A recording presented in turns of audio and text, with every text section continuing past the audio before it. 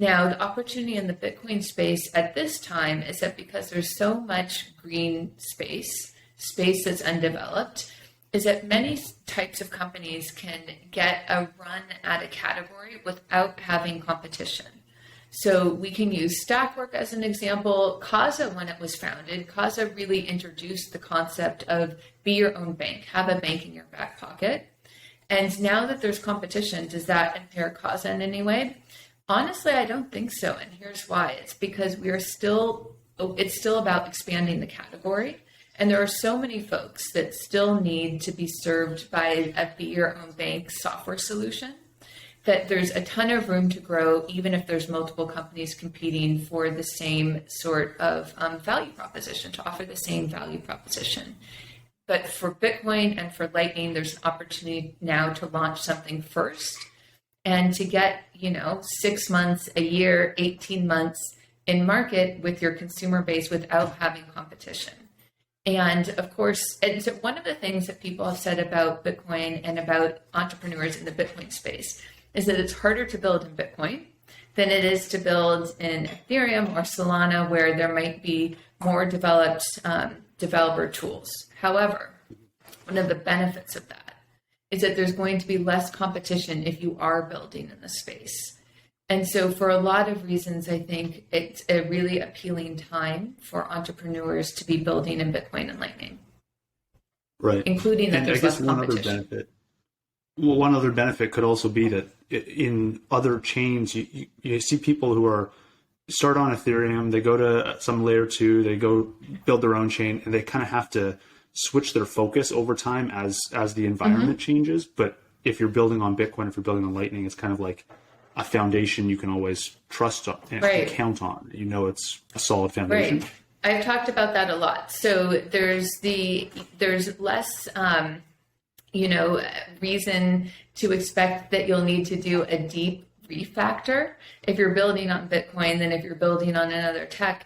And by the way, we do often have the opportunity to talk to founders that are building in other environments like Ethereum or Solana.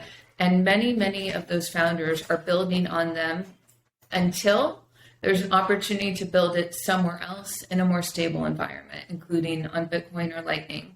And so that's one of the reasons why I'm, so bullish on the meme of if it can be built on Bitcoin, it will.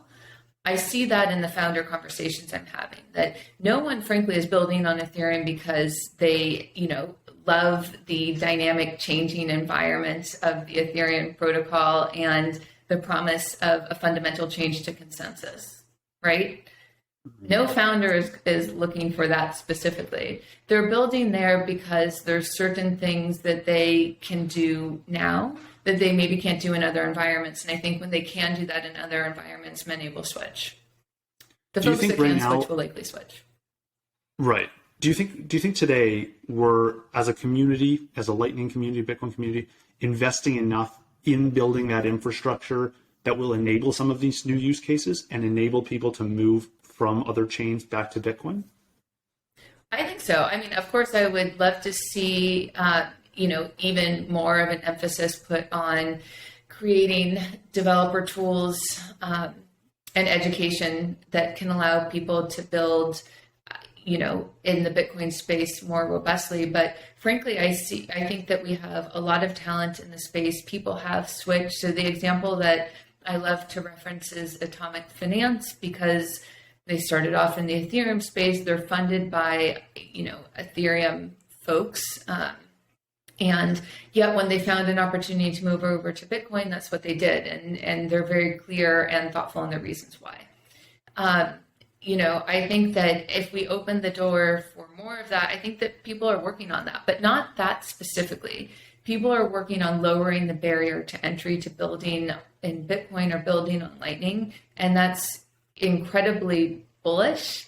And I'm excited for all of that. But nonetheless, the entrepreneurial talent that exists in the space now is sufficient. I mean, there's hundreds of promising companies that are progressing products in the marketplace now. And, I suppose in the future there'll be thousands, but hundreds is quite enough. It keeps us busy. And And yeah, I mean, the advantage, like I said before, is that I think there's an opportunity for founders to face less competition today than they otherwise would. And in the future, that will change.